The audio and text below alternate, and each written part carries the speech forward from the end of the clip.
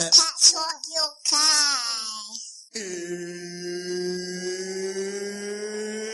It's time! Everyone talk good game, but it don't really faze me. Nah, the man that ain't mad like Max, the boy that don't murky like Ace B. Never. And them gal whoppers lying on the back bar, lean like a baby.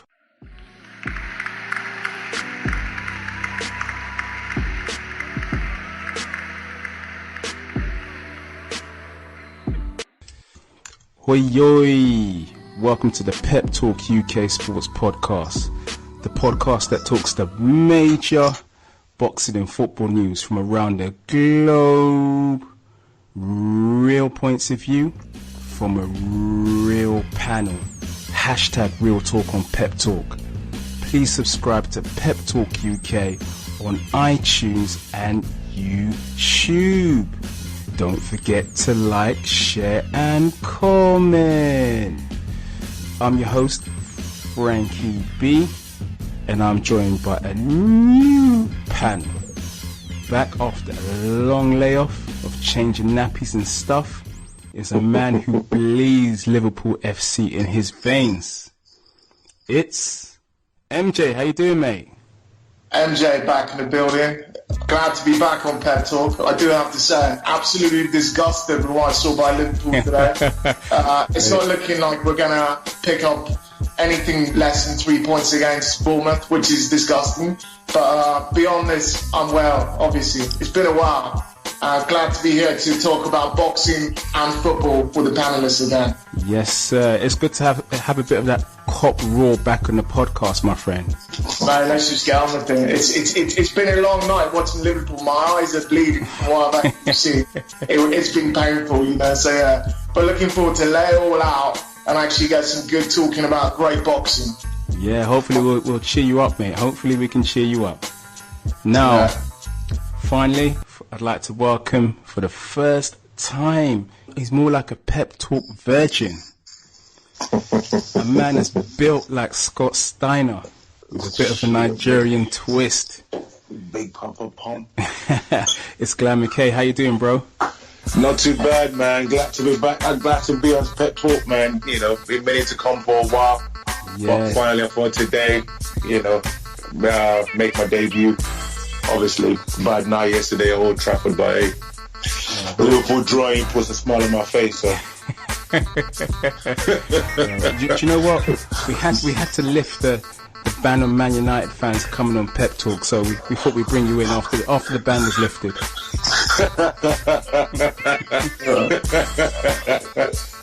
I hope MJ is throwing a fist there.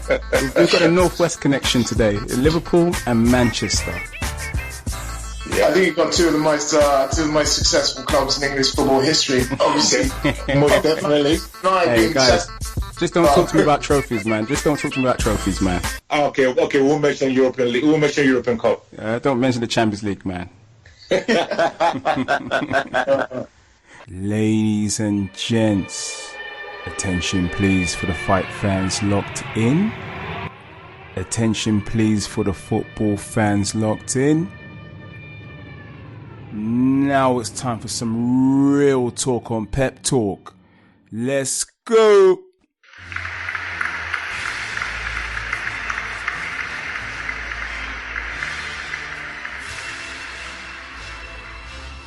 Yup.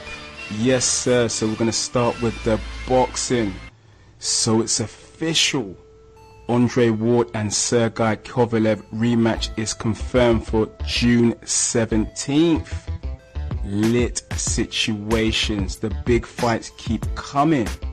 Boom shakalaka. Now MJ, massive fight, June 17th. What do you think Kovalev can do different to change the outcome this time?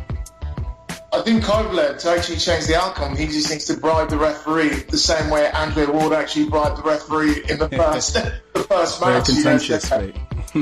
I mean, HBO have done the absolute amazing, to actually get Andre Ward to fight Sergey Kovalev the second time around. I think that's, and the word big fight is used too often in boxing, that first fight, I think everyone was gripped to their screens watching Sergei Kovalev for the first few rounds knock down Andre Ward. And I think that's the second time Andre Ward has ever been knocked down before in his entire fighting career. His back actually touched the floor. And then you go from that to Andre Ward being given a lesson for the first 3-4 rounds. But the longer the match went on, I think we all saw why Andre Ward is so highly rated. I mean, this second fight, I can't rate how exciting it is for all boxing fans. It's going to be a great fight, and we're looking forward to it. Yeah, it sure would be. So, honestly, did you really believe it was a robbery last time out?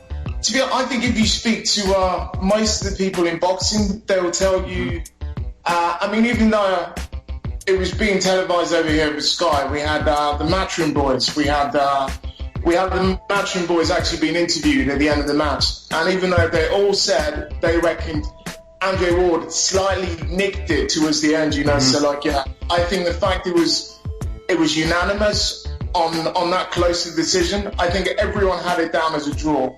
Most people. HBO had it down as a draw. And even when Andre Ward was being asked at the end of when the commentator was asking Andre Ward, he asked him, "Are you shocked to actually win the match?" Yeah. I mean, even Andre Ward kept it together and acted really calm and cool and said, "No, the match looked really. It was a draw in most people's books. Yeah. Everyone who saw that match, you would call it an even draw." So the fact that Andre Ward got given that is, you know, I think Kovalev, he knows what he's got to do the second time around is to actually knock Andre Ward out or actually make it without a shadow of any doubt that he's actually won the match. Yeah, that's the reason why it's going to be explosive. Because Kovalev knows you can't just take Andre Ward 12 rounds. He has to knock him out. Now, Glamour K, do you believe it was a robbery last time out, or what do you think this time the outcome's going to be? Do you think Kovalev knows that he's got the power to put down Ward and will capitalise by trying to obliterate Andre Ward early on?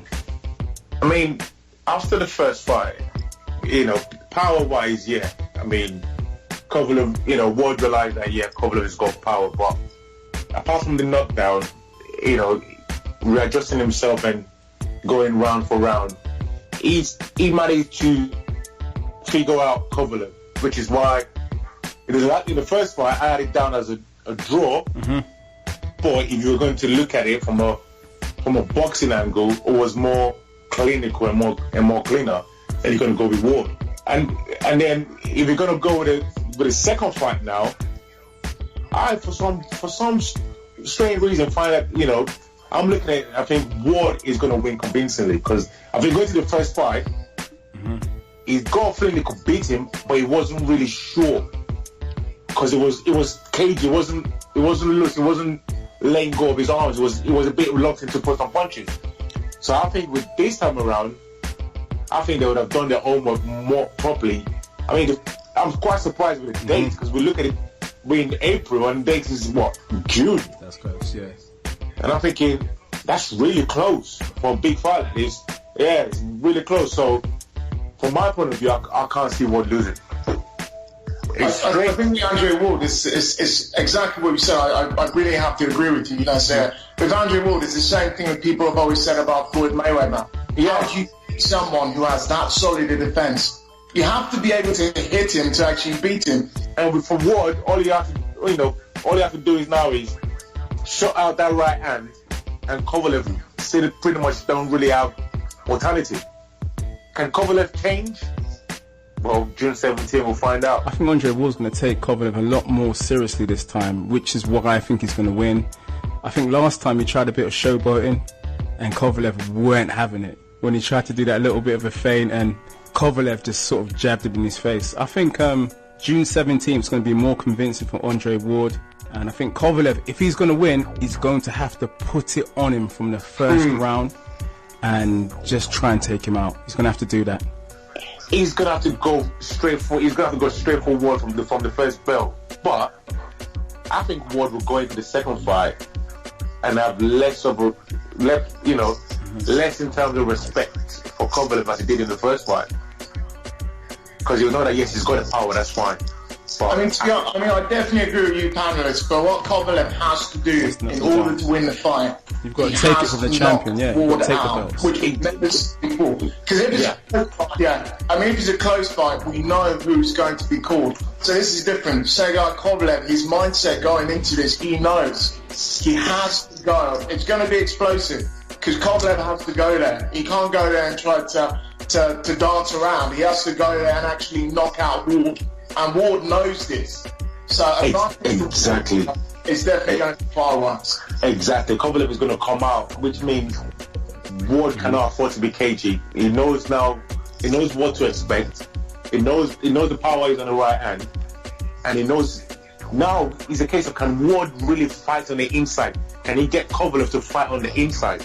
Because the first fight, Kovalev was doing a lot of blocking on the inside, not allowing it to happen. Can Ward find a way to make that happen this time around? If he does, then Kovalev he's going to have to find a lot to adjust his game. You know, Kovalev is definitely out for revenge because judging from the manner of his tweet, only yesterday it read, "Be ready, mother effer." I'm ready to finish your boxing career. Well, I saw that and I just thought I saw it and the first one that came to my head was make Miller boxing Twitter finger. You just gotta you've got to put the gloves on and do it in the ring. It's no point tweeting. You didn't do it the first fight.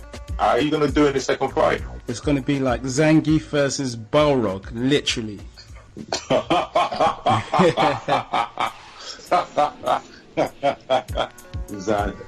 Zangief, yeah, well, Crusher. pretty much. Definitely a throwback on that one. That is definitely a throwback. Right, guys. Now moving on.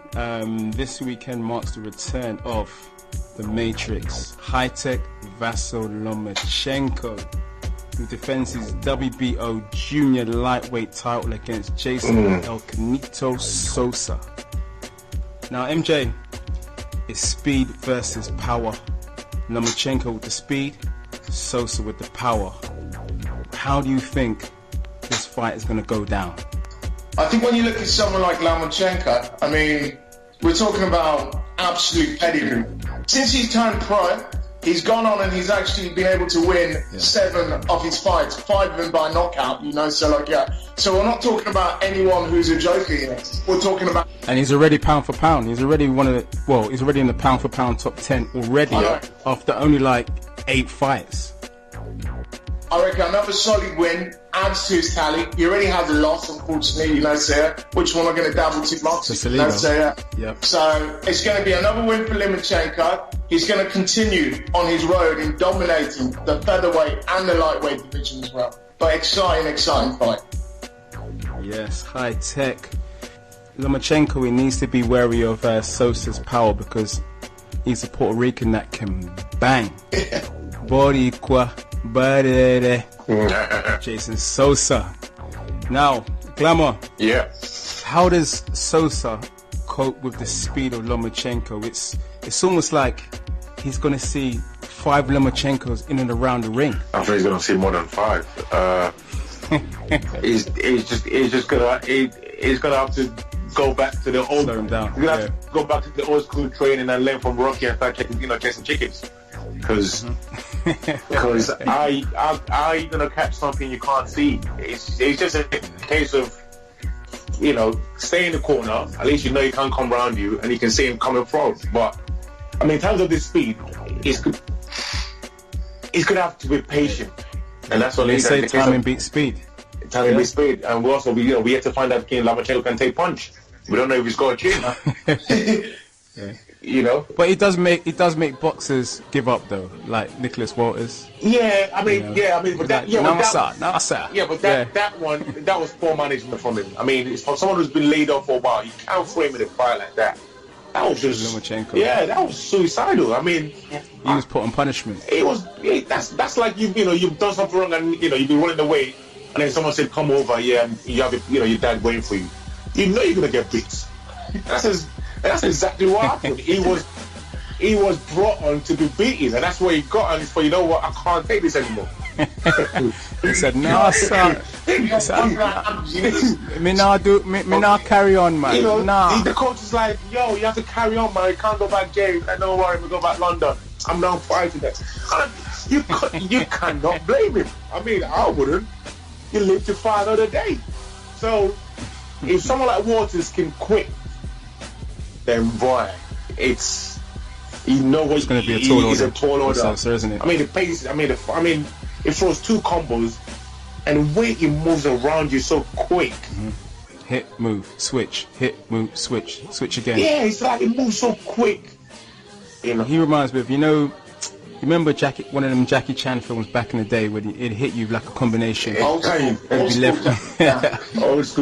Jackie.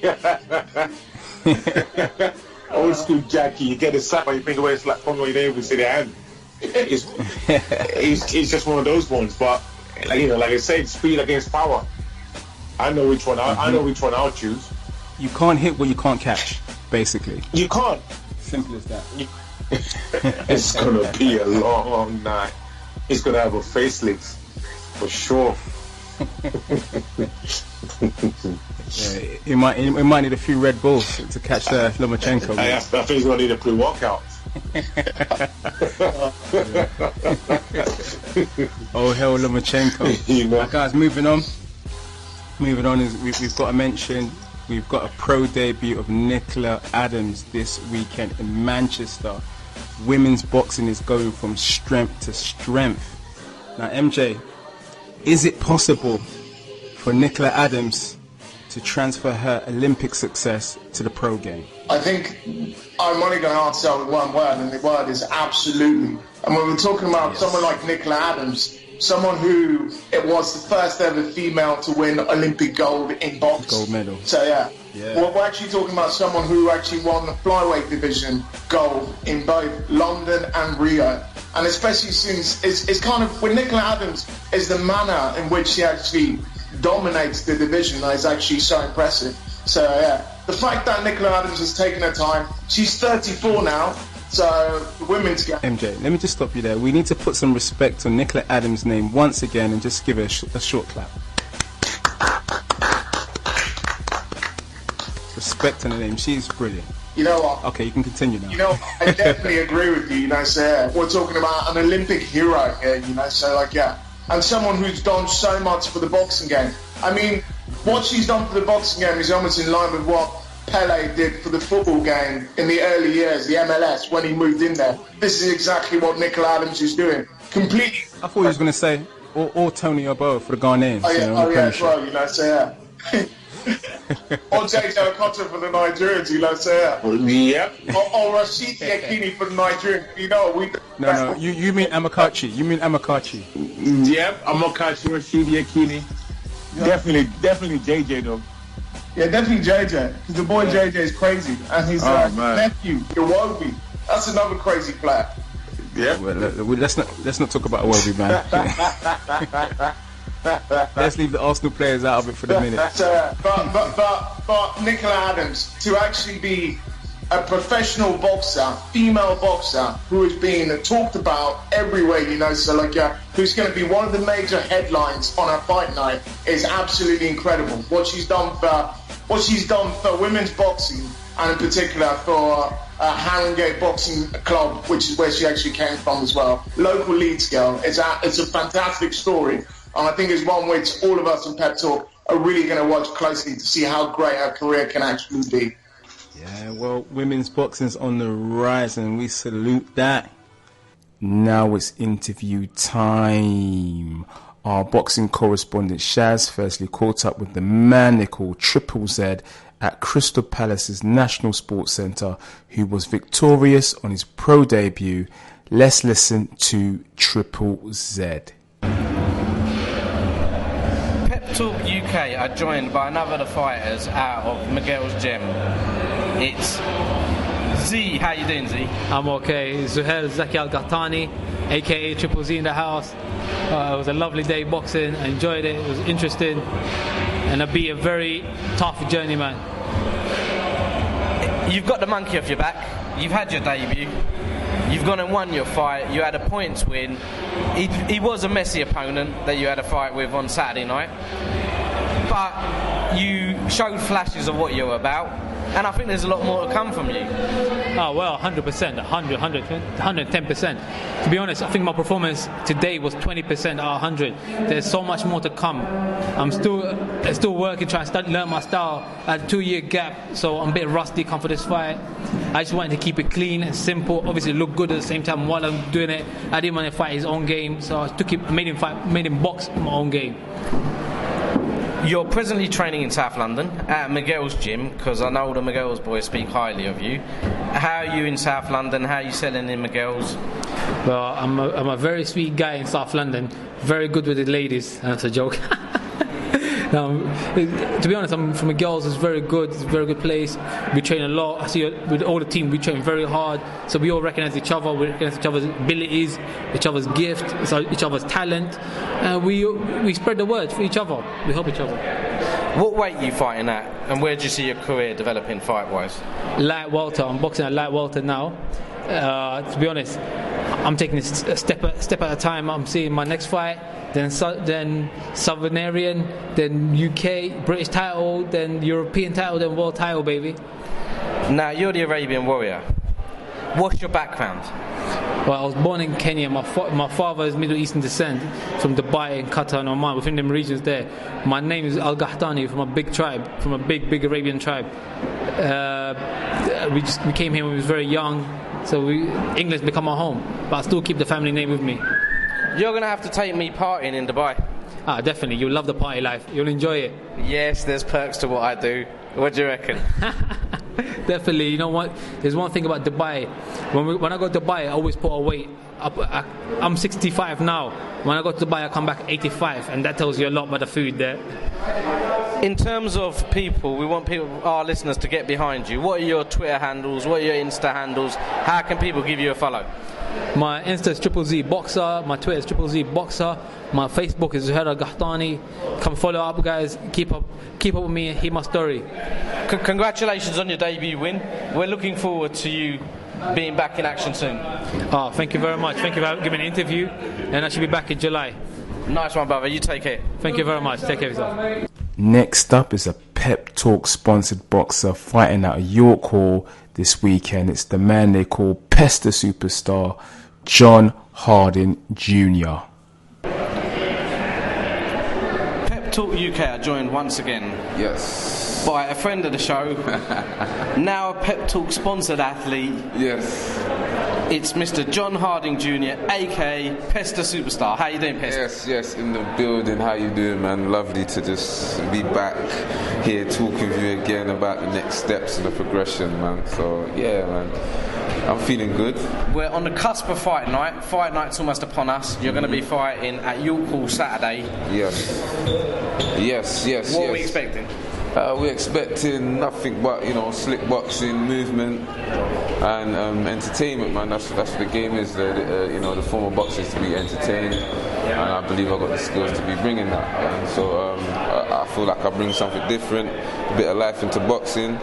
Not only just my background, but what I'm able to do in the ring, manoeuvring and fast hands. So that's what you're going to be seeing, man. Nice boxing, and yeah, just be tuned and support the movement, and I'm just happy that I'm here, man. I'm happy that I'm here. I'm soaking in the atmosphere, and I'm loving the support I've been getting, and it's just been amazing, man. Your debut was a stop-start.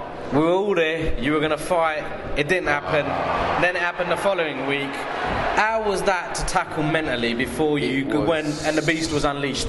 It was so draining, especially, I didn't expect to have a lot of people to come support me like that. Phone non-stop ringing, to be mentally charged up and then have to relax another week kind of gave me a bit of a setback, and having to pile on a bit extra weight so that I make it. I kind of felt sluggish while I was boxing, but I still got the job done. So other than that, it was just I got it out of the way, man. That was the main thing of it. But it was just a bit of a battle, just to start again, stop again, and then start again. You know what I mean? So that was that, man. Well, as you know, we at Pep Talk love you. We're watching your career. Love you too, mate. We're watching your career. We're going to be there fight night. Yeah. Go and do the business. 100%, man. Just get behind me. Love for Pep Talk for having me, all those little things. Love for the boots. They really got me doing the Ali shuffle, man. Might as well do one for you on the night. And yeah, just get behind me. I bring the excitement. I bring the action. I can't wait for fight night, man. See you up there, man. And to sign off, what are your handles? How can people give you a follow? It's simple, man. Just type in Pester Superstar. You can hit me up on Snapchat, Instagram, Facebook. Just give me a follow and have a journey into my life. And I'll promise to, how you doing, mate? I'll promise to entertain you, man. So yeah. Well, have a good one, Pester. I'm going to take a picture of me and him together. Man looks slick when he's not in his boxing trunks. And you heard it here first. Man got some velvety black blaze on, which I'm going to be taking a picture of, so you guys can all judge it for yourself. And he's got some Versace belt, and he's got some bling on his wrist. Oh, man, it might be blinding people. The bling there, B. Yeah. Lovely. Cheers, Pester. Have a good one. All right, then. Cheers, Yeah. buddy. Take care. Finally, we're here from a man who will fight Jermaine Smiley on BT Sport the 22nd of April at the Leicester Arena for the English title. Is Ferocious D, Daryl Williams. Pep Talk UK are quite honoured to be joined by a chap that I like. I'm not going to introduce him, I'm going to let him introduce himself. There you go, sir. Ferocious Daryl Williams here. Got a slight cold on my chest, so that's why I'm sounding a bit croaky. But yeah, you know, I'm here with Shaz now and we're just having a little chat. Mr. Ferocious D himself. Now, you've got an impeccable record. Unbeaten, undefeated. What's your record? Record is 14-0. I've got 6 knockouts to my name, and yeah, it's all going well. It's all going well for now. What weight are you fighting at? I'm fighting at super middleweight, 12 stone. And you've got a big fight coming up. You're fighting on a Frank Warren show, and you're fighting a guy I know, Jermaine Smiley, who's a belt holder. Yeah, I've got a big fight coming, you know, for the English title. You know, I'm fighting Jermaine Smile, and I'm looking to smash his life away from him, mate. You're looking to do what to his life? I said I'm looking to take his life away from him. I'm looking to smash his life away, mate. Just me. Not in that sort of way. Don't get me twisted. But no, it's going to be an epic fight. I'm going to go in there all guns blazing, mate. Now, I was at his previous fight where he defended his belt. He fought Leon McKenzie, won it on a split decision. Have you had a watch back of that fight? What are your views on it, and what do you reckon? Yeah, I've seen the fight with Jermaine Smart and Leon McKenzie, and you know, it was a decision that could have went both ways. You know, and you know, all power to both of them. You know, they're both good fighters, and you know, I feel like Leon probably got it. You know, due to just hitting with the cleaner shots and etc. But you know, this is boxing. Sometimes you don't get the decision that you deserve. Now, the fights, you're literally, people go into the Lions den, you're going into the Foxes den, because the boy's from Leicester. You're not making it easy yourself, you're going to his home territory, you're going to have to do the business. How do you see the fight going? Yeah, I'm going down to his hometown, so I'm going to have to do the business. You know, I'm not going to win it on a nice split points decision or something like that. You know, it's got to be conclusive, and you know, I got to go in and I got to do damage. And to be honest, how I'm looking at it, this has got to be pretty one-sided in my favour. That's the only way I'm going to win it. Now, if I don't knock him out. Now, you're a South London boy. How does a lovely South London boy get the nickname Ferocious D? As he smiles at me with his gold teeth. Well, to be honest, you know, it's due down to my fighting style, my nickname. The first ever trainer I had, you know, he said, listen, you know, the way you go out and the way you go forward, the way you got that, you know, determination, it's ferocious, you know, and then that's where it all stemmed from, and then from then it's just stuck. It's never gone bad. I've seen you put in the miles and the graft already. You've been up in Birmingham sparring Langford. Yeah. He's a good fighter in his own right. Yeah. So no stone unturned for you. No, definitely no stone unturned at all. You know, we were sparring with Tommy Langford down there. You know, and you know, no offence to anybody, but I think he's a much better fighter than Jermaine Smiley is. You know, so you know, I can only do the best I can in there. You know? What gym are you training with at the moment, and who's training you? At the moment, I'm training in iBox gym up in Bromley. I'm trained by Eddie Lamb and Alan Smith. You know, and yeah, it's going really well. It's going really, really well. For people that aren't following you already, what are your social media handles? How can they give you a follow on Twitter, Insta? Yeah, my social media, my Twitter is at Daryl Williams. My Instagram, is Ferocious D, and my Facebook is my name, Daryl Williams. There. So if you need to find me, I'm all over the bits. Come fight night, there's going to be a belt. Where's that belt heading? That belt's coming back to South London with me. Trust me. I'm going to party with it around Leicester afterwards, but then it's coming back to South London with me. Well, Mr. D, Ferocious D, we wish you the best of luck. Pep Talk, I got your back. We're supporting you. Go get that win. Thank you very much, man. Thank you. Cheers, brother. Really appreciate it. Thank you. Bye. Thank you, Shaz. Nice. Now it's football time. So we're going to talk the Premiership. Let's start with the midweek games first. We need to talk about the massive midweek clash, first of all, between Chelsea and Manchester City, which ended 2-1 to the Blues of West London. Now, MJ, 2-1 to Chelsea. What did you make of the result? Well, first of all, I'd like to start by saying it was an absolutely epic game. It was the first time in which we had two of the most expensive defenders in the world going head-to-head. In history, that is. And I say, we've got David Luiz, who's moved for more times and more money than anybody else, and you've got 50 million John Stones. So it was an epic game of defenders. Guardiola always likes to have a rabbit under his hat. He's decided to surprise everyone by actually playing Vincent Kompany, who we haven't seen any of because he's been out in the physio's table. So yeah, it was a great game of bad defending. That's the only way I can put it down, you know. So yeah, you had goalkeeping errors, defenders looking a bit shoddy, and Chelsea doing what Chelsea do enough to actually win the game. Eden Hazard looking absolutely brilliant, running the show and actually winning this game for Chelsea. That's a few more notes on his price tag for Real Madrid. Oh yeah, so that one. I've always been skeptical when players start to perform just before the summer transfer window. I think I know you say you're skeptical. Diego Costa, I mean, are we expected to believe that he's off to China? Because what he's not doing now is performing. He's been absolutely shocking the last few games. And I'm not sure if anyone's seen that viral clip of Diego Costa released this week, in which he actually misses in training. It's one of those small goals. Basically, N'Golo Kante passes it to him. He's right in front of the small goal, and he hits the bar. Himself and both put their hands on their head. I think everyone should go check it out on the internet, you know. So yeah, absolutely brilliant. But it just shows you how he's struggling at the minute. He can't even score from about 2 yards out in a small goal in training. But they're doing enough because Pedro's chipping in, you know, even Victor Moses has got a couple recently. You know, the Chelsea, Cahill as well, the Chelsea players are all chipping in, and that's the mark of a championship side, you know, everyone can score goals.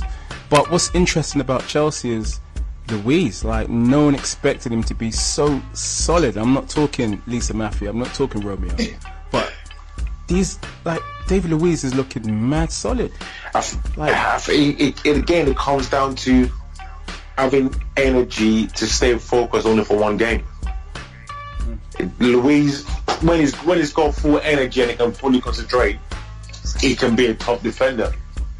But you know, I want to see the glamour. I want to see David Luiz playing a back four rather than a back five, because for me it looks like, because he's got that security of two extra defenders, that's what's making him look good, you know. And when he played in a 4-4-2, he looked a little bit dodgy, to say the least. You're also missing the fact David Luiz plays the sweeper in the back three. Exactly. So he's the last man, which means David Luiz cannot be dribbling or moving forward or doing anything silly. He's strictly. And you know what? And you know what, MJ, and that's what Glamour used to try and do in Pro Evo back in the day against me. Play a sweeper. Actually, I bet Glamour was one of those ultra defensive. Was he one of those punk the boss type of. Yeah. I bang a few goals at Inter Milan and it parked the bus. Listen, it's all about tactics. You look at your opponent and you readjust and you come up with a surprise. Well, clearly Glamour's obviously a fan of that old school Italian football. You know, so we make you score an own goal and then we defend afterwards. I was an old school Milan, fan back in the day, so you have to use Billy Costa-Curta to sit behind and do the cleaning up. And that's what I was doing. Just have to play to your strength. It is about tactics, and that's what football's about: strategy, tactics, organisation. Listen, and if you look at Glamour, there's no shame. Do whatever you need to do to get the dub. That's what you need to do. Trust me. The amount, this surprise package left to me scoring. Was it 7 goals or was it 8 goals? See, that's me packing the bus, right? Do what you need to do to get the dub. 7 corners, man, and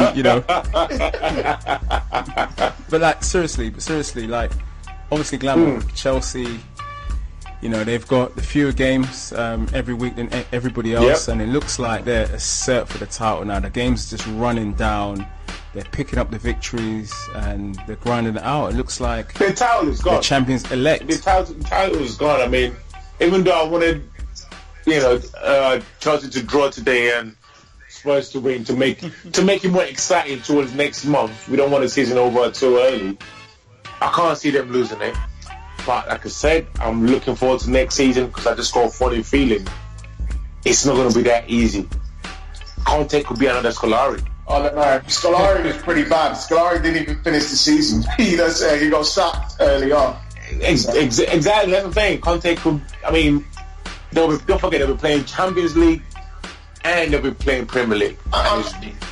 And there's no winter break. So you think because of the competition and the level of intensity in the Premiership, I think that's a factor. It is a factor. That is a massive factor for the teams in Europe. It does. To be honest, you make too many excuses about the level of competition. The truth is, I actually saw the game, the Manchester United Everton game. So like, I know Glamour supports United. This is not directly at you. The level of defending there was absolutely pathetic. In today's game again, the level of defending is absolutely pathetic. When Liverpool play as well, the truth is that the top teams in the Premier League do not have any of the quality world-class players as you find in a Barcelona, a Real Madrid, a Juventus, a Bayern Munich.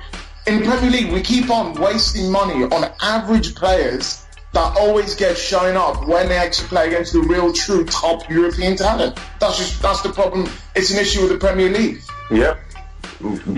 Definitely. It is. If anything, competition should actually breed quality teams. To make it up the level. We can't keep on saying, it's too competitive. There are no easy games in the Premier League. That's the reason why Arsenal lose 10-2 to Bayern Munich. So like that. That's the reason why Manchester City. Oh, I was waiting for that. That's why Manchester City can't beat Monaco.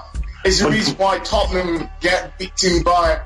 It's the reason why Tottenham get beaten by Genk in the Europa League. We have to face. It was a full Tottenham squad. They played everyone. Dele Alli, Harry Kane, everyone. Over 2 legs, they got beaten by Genk, fair and square. But then, if you look at it, like for instance, perfect example is Liverpool. If you study Liverpool under Klopp for the past season or 2, if you notice, you start well, and you come to that phase where Klopp is used to having a winter break. That's when you guys fail, and then you pick up again. Yeah, well, they played that pressing game, didn't they? And that soon stopped. I was waiting for that to continue into March. Remember always saying that high press. Sad. And Man City as well. Here. They were trying that. Yeah, sad, upset Liverpool fan here. But what I'm going to say about Liverpool is that the first 11 is quality. But beyond that first 11, it's complete and utter garbage. That's the problem with Liverpool. We can't cope with Jordan Henderson being out. We can't cope with Matip being out. We can't cope with Sadio Mane being out now. He'll be out for the rest of the season. So it's a problem with Liverpool. There's a lot of intensity and we look good in the big teams or when we've got our first 11. But the moment you try to drop down from our first 11, we're left with complete and utter crap. And that's what happens. Well, MJ, we'll get to that. Let's move on to Spurs. Now, they were trailing 1-0 to Swansea for ages until Dele Alli popped up from deep again. and Spurs ran out 3-1 victors at the Liberty Stadium. Now, MJ, these guys, I hate to admit it, I'm feeling sick actually saying it now. They mean business. Spurs actually mean business this season. They're looking like the second best team in the league. I actually had my eye closely on this one. Yep. Swansea scored it early on, and they defended right up until the 88th minute when Dele Alli actually popped up and scored. And the moment Ali scored, it was exactly the same time. They actually had 7 minutes added in injury time. At that point in time, you knew there was only going to be one winner. And Sung Hyun-yoon actually showed up to actually score the second before Eriksen got the third. I mean, the questions with Spurs, it was all like, how would they cope with Harry Kane being out? I think they answered emphatically, and they've shown that they're the second best team in the league. They actually got a chance to challenge for the title. Life can't get any worse than you're this, paying Frankie B, but the only thing I have to say is exactly what every non-Arsenal fan is singing up and down the country. Arsene Wenger, we want you to stay. Yeah, 5 more years. Oh my gosh. 5 more years. I mean, he's done a good... I mean, for Arsenal fan, this is just the beginning. You wait till the stadium is completed. That's when the real problem starts. When you have Tottenham competing with you in terms of crowd and facility. I mean that can happen as early as next season. Match day because Spurs are moving to Wembley. So that's really the Yard Stadium.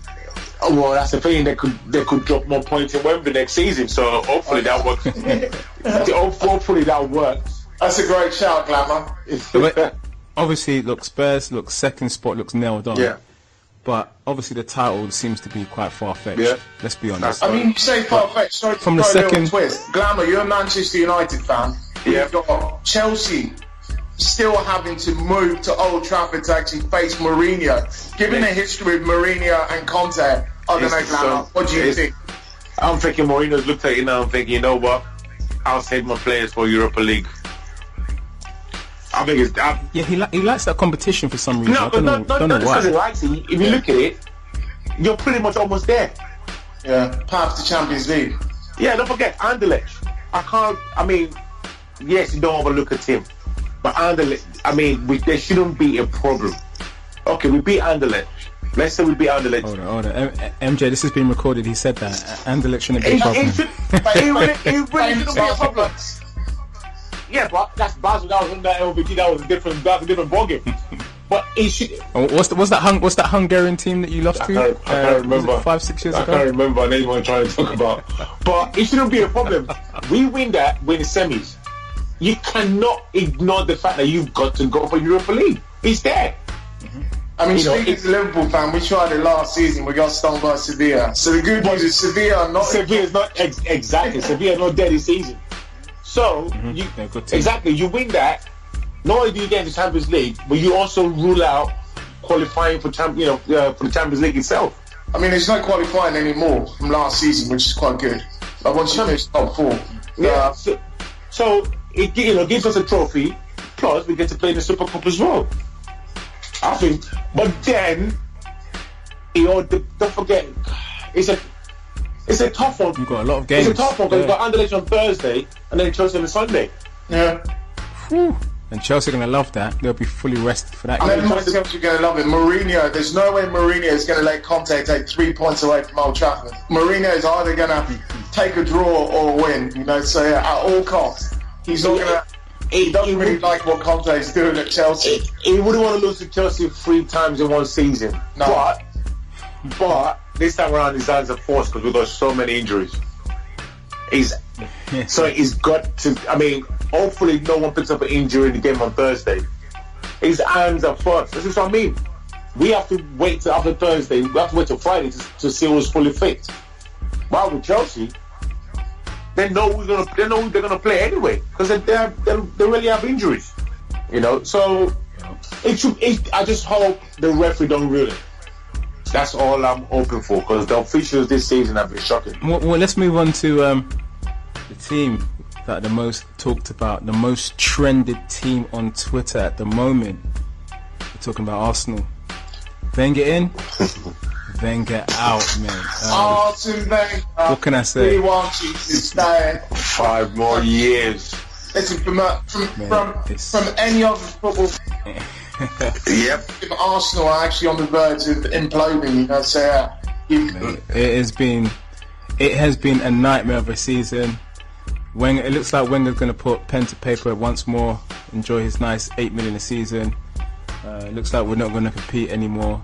Looks like we might not make the Champions League, and it looks like more banners are going to come out. I know, but what I found really interesting, Frankie B, I mean, you as an Arsenal fan, what did you make of Arsene Wenger's comments when he actually came out over the international week to actually say, Champions League is great. I've always qualified for Champions League, but now that the TV money is so much in the Premier League, the Champions League is not important anymore. I love it. What did you make of that? I love his quote. This is what happens. You talk like that when you don't answer to anybody above you. Arsene Wenger, for me, his ambition, you know, in the Premiership and for Arsenal went a long time ago. I mean, some of the signings he makes, I mean, some of the problems he fails to readdress. It's just, I mean, how can a manager go the whole of a summer and not buy an outfield player? I still cannot get over that. Yeah, I remember that. I mean, unless you won a treble the year before, you have no right to do that. I mean, even when you win the treble, it's still not acceptable. Yeah, you're still freshening up the squad. Even when Fergie won the treble and we're winning, he still went out to buy 1 or 2 players because you've got to increase the competition. I mean, the year we won the treble, Ryan Giggs is used to knowing that I'm always going to play. No one's going to challenge me until Blomqvist came in. You know, that made him raise his game. I mean, I personally think it wasn't for the competition with Blomqvist, would we have seen that best FA Cup goal of all time.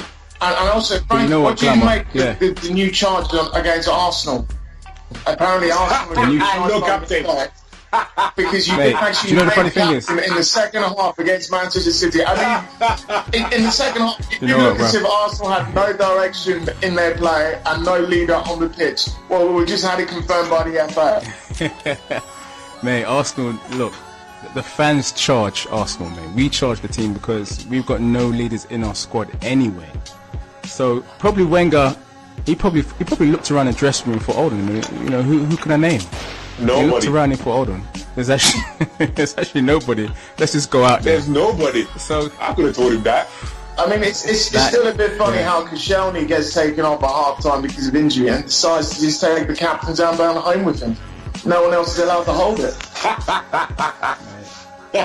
I heard Koscielny's finger starts hurting and then he goes off. I mean, where are these warriors in our team? But this is the thing. I mean, I listened to Gary Neville's comment as well, and he made some very valid points. I mean, you're playing a game that's a must-win game for you. You've got in at half-time, you've got a knock. Unless you know for a fact you really cannot move and there's no point you being there, why not try? And a perfect one example was Walker was taken off and he's there, you know, shaking hands and being happy. He should be angry of being taken off, like Morales. You look at Morales yesterday, he was pissed off. Rightly so. Because it should have been Lukaku, not Morales. You know, but it's like, and again, someone made a point, you know, they'll give Walker the contract. He's happy to sign it. What happened saying, no, you know what? I don't want to sign this. I wouldn't improve. The club hasn't improved. Sanchez. Exactly. Sanchez will say no. Yeah. Walker's happy to sign it. Again, what has it done on the Arsenal since he's been there? It's going to be it. Nothing else. And he got better in Brighton. He doesn't care about the Do you know what I mean? The first contract he signed, he quickly got his in a Ferrari because he knows he's content. That's what I'm saying. I think it's a problem. I mean, we can see 2 clubs in London. We can see Arsenal, we can see Chelsea. Chelsea, they've always said a football team is always a reflection of the manager, you know. So, but in Chelsea, they've got a certain ruthlessness that actually starts all the way at the boardroom level with Abramovich and goes all the way right down through the club. Chelsea will sack their managers if you finish second, you know, if they think you're not going to win the league. Scolari goes, you know, so like, yeah, they don't care. Ancelotti wins the league, scores the most amount of goals. They sack him the next season, he doesn't win the league. There's a ruthlessness there. And Di Matteo. Whereas in Arsenal, won the Champions League. Di Matteo, you remember that? Yeah, Di Matteo won the Champions League. Rafa won the UEFA Cup. Yeah. And Abramovich just gave him that look like, look, you're fan. They do not. One move out of line and you're gone. They don't accept second best. Whereas at Arsenal, you've got people like Stan Kroenke, and maybe not Usman up to Eli's level because he's not giving anything on the board. And they just seem to accept fourth place. We're not talking about second place. They seem to accept fourth or less. We're missing the point here. Kroenke made it clear from beginning. I'm into Arsenal, not for the sporting side, not for the trophy. He made that point clear. Now, why the fans didn't make noise then, and making noise now, I don't understand. Usman wanted to be in control because he wanted to win trophies. Kroenke was in it for financial reasons, which he made clear. So it's in a way, Arsenal fans were happy to move from Ivory to a new stadium, hoping to function by Bayern Munich. Well, you remember what Gazidis said? He said when we move, we'll be competing with the likes of Bayern. Yeah, he forgot to mention that would be on PlayStation. I mean, to be honest, you know what's actually funny about the whole Ivan Gazidis thing? Like, where does Gazidis actually get his qualifications from? The only thing Gazidis has ever done in football, he was in charge of the MLS when the MLS was formed initially, and he basically secured a lot of lucrative commercial deals for the Major League Soccer. David Dean, you're probably not listening, but please, I beg you, come back, sir. He's happy with being working along with Usmanov and being like an advisor, role. Why not? He's happy to just cash out. I don't blame him. Back to the results now. Now, Glaber, Arsenal 3-0 victory over West Ham. Even Ozil turned up. I've been looking for Ozil for 6 months. He turned up. The sun came out today. He turned up and he scored. Now, in terms of Arsenal now, they're looking like, with Man City losing, they're looking like they can actually achieve that 4th place trophy once more. I don't think so, because I look at your next game. It's a very tough one. Yeah, Big Sammy, he would love to stick it up. He would love to. It's a very tough one. Yes, going forward, Arsenal on their day when there's no pressure, when they do show up, they're frightening. But I look at your fullbacks. How do you deal with a break from Zuhayr and Townsend? Monreal is very shaky. And then you got Gabriel. Gabriel as troops to call him Bambi. Bambi against Benteke. It's a tough game. It's a very tough game. So I can't say Arsenal finishing top 4. Yes, you can say everything is in their favour due to the fact that there's no pressure, there's nothing else to play for. They can just show up and play, which is when Arsenal play better. But apart from that, I just think they left it too late.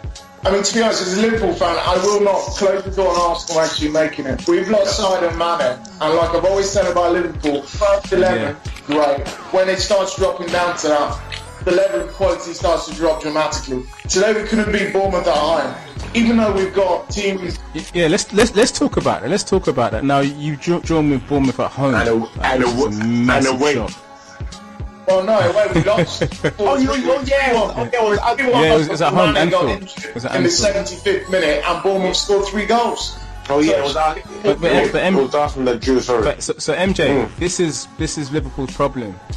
You can beat the big teams, but then against the not so fashionable teams, this keeps happening. Now, can you explain? It's not Milner's fault. Come on, let's explain. No, absolutely not. It's not Milner's fault. I mean, at Liverpool, you got a classic case in which we've got the gegenpressing by Jurgen Klopp, in which we try to push up as high as possible to actually win the ball off people and actually go ahead. It's really good and easy to play that against a top team because they're nice and open. They give you that opportunity because they're trying to attack you. But when people actually stay in defensively, and for whatever reason, or when we have players injured, we've had Jordan Henderson out for a bit now, Sadio Mane, when he plays, our win stat goes up from about 75% of the time we play, right down to about 25%, so we're talking about a key player. I mean, he's coming to Liverpool and he's pretty much, even though everyone will tell you Coutinho is the most talented player, Sadio Mane is the most important player. He's a problem. Because he's the only one who's different to everyone else. Without Mane, we're just unathletic. We're back to last season. Very, very poor, very average. Okay, MJ. Are you still looking? Odds on for the Champions League? Do you think? I mean, I'll probably make the slight favourites, but then again, I'm going to be every Saturday. I'm going to be a very nervous wreck, sat in front of the TV, just not wanting to check out the football scores. Because can you imagine if you drop out the top 4, you will be singing "It's happening again, it's happening again." No, to be honest, I don't think we'll be singing that. We'll be singing Arsene Wenger, we want to stay, because Arsenal will not be taken. I think I'm gonna make a banner and I'll put Booker T with his hand 5 years. Hey, look, we're going to move on to Man United now. Yeah? Let's have some Man United jokes. Now, you guys have drawn again at home. The draw specialists, Manchester United. What's going on? At the moment, I don't know what. I mean, one is a new manager. Compared to the past, we've always had 4 top strikers. This season, we've only got 1 in Zlatan. In the squad, we haven't got. Wayne Rooney. I forget Rooney. I've been calling Rooney. I've been saying Rooney was past it over a year or so. Yeah, you need to put some respect on his name. He's your all-time goal scorer, top goal We scorer. have put respect on his name. That's why we put him out of this sport, so he doesn't come out and embarrass himself on the pitch. I think what we've lacked is what we've always had, and that's that poacher, that born goal scorer to be in the box. Someone like Chicharito. If we had him yesterday. Because the truth about Manchester United is that Manchester United have got the players. The problem is Mourinho's defensive pragmatic. I mean, we saw it last year with Eden Hazard. Hazard didn't score a single goal until about this time last season, Mourinho is over managing these players. We saw Marcus Rashford under Louis van Gaal. He looked every inch an amazing player. But Mourinho wanted to track back. Mourinho wanted to close defenders. Mourinho wanted to stay wide tactically and not go into certain zones. You're over-coaching an 18-19-year-old boy and wonder why you can't get the best out of him. And MJ, why is he picking on Luke Shaw? I know. To be honest, Mourinho's a big bully. I actually felt bad for Luke Shaw. I was actually watching the game yesterday. I don't feel bad for Luke Shaw. And I was watching the game yesterday, and when Luke Shaw came on, I was saying, Luke Shaw's going to do something. And true to word, Luke Shaw actually won the penalty. And you'd have actually thought any other manager up and down the league, you'd criticise the player, he came on, he didn't have the greatest game, but he managed to get a penalty to actually help you secure a 1-1 draw. Mourinho was still harsh about Luke Shaw even after the 1-0, Luke Shaw's a young player who's broken his leg and been through a lot, This is an issue with Mourinho. Does he know how to manage young players? Who knows? But proven professional. Go on, Glamour. But we're missing the point. Luke Shaw has been at Man United now for almost 2-3 years now. Nah, he's been in for a year and a half. Yeah, if we is not given that kick now, it will be another Theo Walker. Go to Arsenal and be comfortable. Yeah, but he's already got a beard. He came with a beard. We stick out in here with young players under Mourinho. Yeah, but for his age, how can he be showing up to training being labelled overweight? That's laziness. Yeah, that was on the Van Gaal. A big club like Man United. That's what I'm saying. It's been known, not just on the Van Gaal. It's been known with, before he left Southampton as well. He's always had an issue. So, what do you think someone of that age should sit up and say, you know what, I need to sort this out? The only thing I will say is that Luke Shaw was a 17-year-old, is very, very talented. When he was 18, he got this massive move. He did show up for pre-season training overweight, but he was only an 18-year-old boy. Most people actually go through it. Harry Kane was a very overweight teenager, when he was playing at Millwall. Spurs handled in the right way. They got him a coach. They got him to improve his diet and all sorts of things, because you have to educate these boys. You get so much so soon, and the only thing they know is nightclub, partying, food, all these kind of things. You need to be professional. No two ways about that. But you have to put that. The Ox and Walker left Southampton at young age as well. They were not overweight. I mean, you haven't seen Luke Shaw come out and say, no, I'm not happy sitting on the bench. He seems to be comfortable. Show that you want to play. voice a complaint, but he just seems to be comfortable that, okay, Man United, if I'm not in the squad, I'm not in the squad. To be honest, I'm pretty sure Luke Shaw said things behind the scene. It's just when Mourinho has so much power at United right now, you don't go against Mourinho. Nah, I don't think, it's not like with Fergie when you couldn't say anything to anybody because you know it will come out. You know for a fact he will know. But with Mourinho, he's not there yet. I don't think he's got that level of influence yet. But sure, Mourinho has... Even when he came on yesterday, I looked at him, I'm just thinking, go on, show me something to say that, you know what, it's like when you're being told off, you get angry, you want to prove them right, you know what, I'll show you. He just came on, to be honest, he wasn't really bothered. He wasn't bothered. He should take a leaf out of David Ginola's book. You know, remember when he scored for Villa and he took off his top and he showed John Gregory? Yeah, but then Ginola showed the passion and the effort to want to do it. Luke Shaw came on, okay, he won a penalty. But if we go back to the penalty itself, all he did was swing a right foot. Then someone would have connected properly with that shot. All he did was a missed shot. But it was still more effective than any United player had actually done. No, to be honest, I mean, it's not to be. Listen, my point is, Mourinho, he's managing a young talent, you know, so with Luke Shaw, I reckon if you gave Luke Shaw, Marcus Rashford and Martial to a player like Pochettino, who knows how to develop these players, you'd be getting a lot more out of them because they are good quality players. Yeah, I think with the case with Rashford is because of his pace and the fact that he plays on the edge. Playing him on the wing is not beneficial. It's best to be down the middle, right down on the last man. It was the fact Mourinho also highlighted the fact that Rashford hadn't scored for 6 months. I know. I mean, I've read a few of his comments saying, you know, confidence. I think Fergie needs to have a word. He needs to relax. He's getting too uptight again. You know, he needs to relax. Yes, it put the pressure on himself. It came in.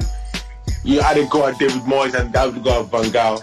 You've got to back up your talk, and that's what's caught up with him. So, you know, what about the Champions League, though, Glamour? What about the Champions League? Are you guys gonna make it or what? I'm confident next season we'll be in Champions League. Through the Europa League, or through the league, either for the front door or the back door, we'll be in Champions League. And the back door is the Europa League, Either for the front door or the back door. If not, we'll find a way. We'll find a window open somewhere. We'll be in the building. That is the strap line for the Europa League, through the back door. We'll be in the building somewhere. I'll say, you want to get into the Champions League through the back door? That should be the Europa League's tagline. I agree with you, Frank. Yeah, that's fine. You know, that's fine. If it's through the Europa League, that's no problem. That's a trophy. Oh, dear. Anyway, guys, we're gonna have a few predictions for the weekend's games. Just some quick predictions. Now, Bournemouth play Chelsea. MJ, quick prediction. I think I can only go one way. Chelsea. Yeah. They're just a machine, winning machine, and you've got to expect them to win by 3 goals. 3-0, 3-1. Wow. Glamour? I think Chelsea. I mean, I like to say Bournemouth after seeing the first game, which Bournemouth troubled them, but eventually, they were broken down. So I can't, if anything, probably a draw, but I have to say Chelsea. Do you know what, guys? I'm going to upset the apple cart, and I'm going to say 1-0 Bournemouth, courtesy of Jack Wilshere. He's going to score before he goes off injury. And they're going to will him on the pitch.